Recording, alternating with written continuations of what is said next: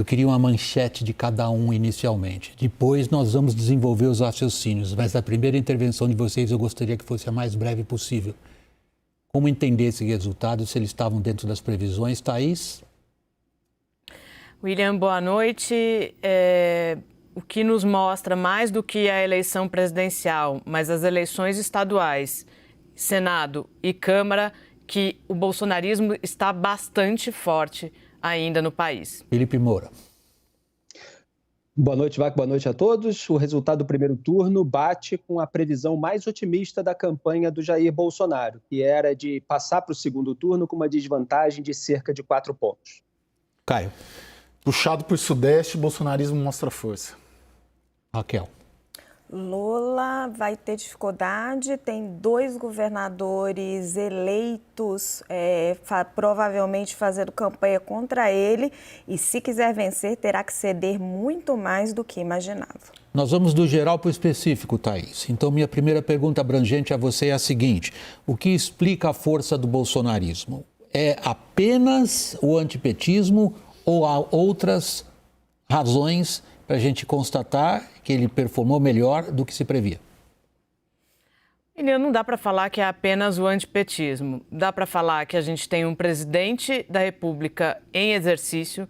Dá para falar que o bolsonarismo ocupou um espaço que antes era ocupado pelo PSDB, da direita. Dá para falar que muita da força não foi medida, a gente não conseguia ter essa dimensão, principalmente no que diz respeito à eleição no Senado, que é sempre uma eleição bastante difícil de ser captada, porque é uma eleição que o eleitor deixa para a última hora mesmo.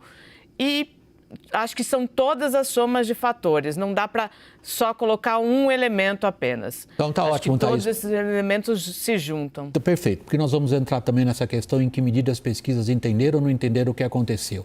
Primeiro eu queria a opinião de você, ou como vocês quiserem expressar, se for uma opinião, uma avaliação, uma apuração, fiquem à vontade. Felipe, você se surpreendeu?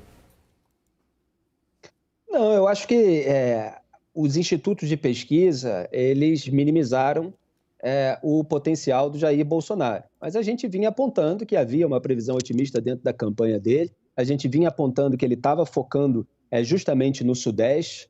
O Lula passou por Minas Gerais, mas foi mais para o Nordeste, estava focando na classe média urbana. Falei várias vezes aqui que eles estavam também querendo trazer de volta os bolsonaristas arrependidos, os bolsonaristas frustrados. O sentimento antipetista ainda é muito forte, e isso não me surpreende, e ele turbina o bolsonarismo. Fica até difícil, claro, medir o que é o quê.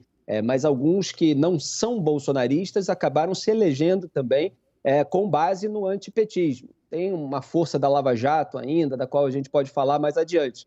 Então, assim, na margem, Jair Bolsonaro foi no cenário mais otimista para ele. O que o Sudeste entregou a mais para ele?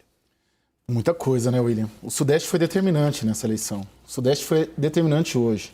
47-40 para o Bolsonaro em São Paulo, 48-43 para o Lula em Minas e Rio de Janeiro 51-40, né? Se em outras eleições as análises sempre mostraram o Nordeste puxando o lulismo e o petismo, nessa eleição o Sudeste hoje essencial. E nas bancadas também.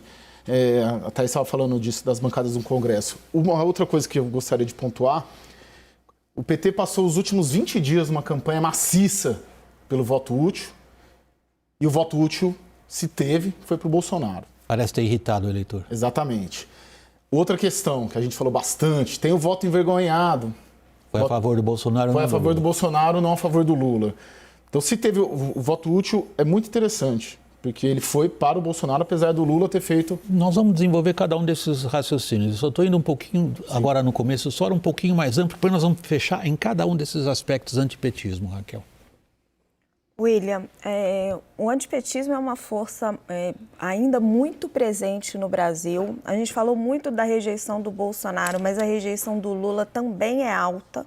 Ela só não é mais alta do que o Bolsonaro, do que a do Bolsonaro. E é essa rejeição que impede Lula de ganhar em primeiro turno, em todas as eleições que ele concorreu. os institutos, você percebe que eles não erram a tendência. Aqueles que trabalhavam com pesquisas ali boca a boca, eles erram o patamar, mas a gente que estava olhando em detalhes, a gente percebe que alguns institutos eles vão ali bem próximos. O que realmente surpreende é São Paulo. São Paulo, a capacidade de transferências de voto de Bolsonaro para Tarcísio e o tamanho desse sentimento antipetista quando surgiu a possibilidade de Lula vencer no primeiro turno. Isso trabalhou contra ele. Vamos fazer o seguinte, esse resultado é tão importante e tão fora do que se imaginava que eu vou pedir a Carol. Carol, você traz para nós os resultados de São Paulo para a gente poder elaborar sobre eles? Vamos aqui, William, temos os números então nessa disputa ao governo de São Paulo. Aqui na nossa tela, Tarcísio de Freitas, do Republicanos, soma 42,32% dos votos, com praticamente 100% das urnas apuradas.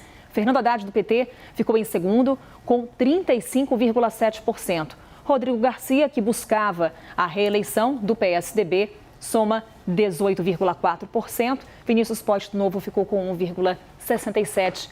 Elvis César, do PDT, 1,21%. Portanto, segundo turno em São Paulo, entre Tarcísio de Freitas, do Republicanos, e Fernando Haddad, do PT. William. Thaís, há um ponto importantíssimo aí que é o seguinte, até uma semana atrás, a eleição estava aberta com 3 candidatos. De repente virou. O que aconteceu? William, eu estava olhando o detalhe da pesquisa, do resultado da eleição em São Paulo, e o que a gente vê? A gente vê que essa eleição de Tarcísio à frente, ela se deve ao interior paulista. Por quê? Porque na capital, aí em São Paulo, Luiz Inácio Lula da Silva teve 47, está com 47,50, porque ainda não finalizou tudo, e Jair Bolsonaro 37% dos votos. Então, a capital se concentrou em Lula, mas o interior, que sempre foi PSDB, e aí eu volto para aquilo que eu já tinha dito, sempre foi tucano, acabou indo no voto de Tarcísio. O interior paulista foi determinante para que ele tivesse essa margem à frente de Haddad, terminasse essa disputa, indo para o segundo turno à frente de Fernando Haddad. Eu vou quebrar isso aqui que está virando uma rotina. Passa você, passa o Felipe, se vocês não pedirem a palavra também, eu vou passando. Caio, você lá do interior de São Paulo, o que aconteceu lá, hein? O eleitor... É o nosso capial aqui na roda. Fala, bebedouro. O eleitor do interior percebeu que, para votar no Bolsonaro, o candidato do Bolsonaro era o Tarcísio. E foi isso que aconteceu. O eleitor do interior sente mais afinidade, majoritariamente falando, claro, com as causas que o Bolsonaro defende do que até com as causas que os tucanos defendem. Porque muitos bolsonaristas veem nos tucanos uma coisa meio centro-esquerda, meio social-democrata. E o Bolsonaro, pelo interior, ser muito ligado ao agronegócio, tem essas questões de direito de propriedade, né? Questão fundiária. E todo o pacote, questão fundiária, e tudo que envolve, de questões trabalhistas, de ambiente de negócios, fertilizante, todo esse ecossistema do agronegócio acaba observando no Bolsonaro e no Tarcísio alguém que impunha muito mais essa bandeira. E uma coisa, MST, né, gente? MST que é o grande... Mas mais do que isso também, né? Desculpa. Sim. Acho que tem eu, embora não seja do interior de São Paulo, mas morei muito tempo da minha vida no interior de São Paulo.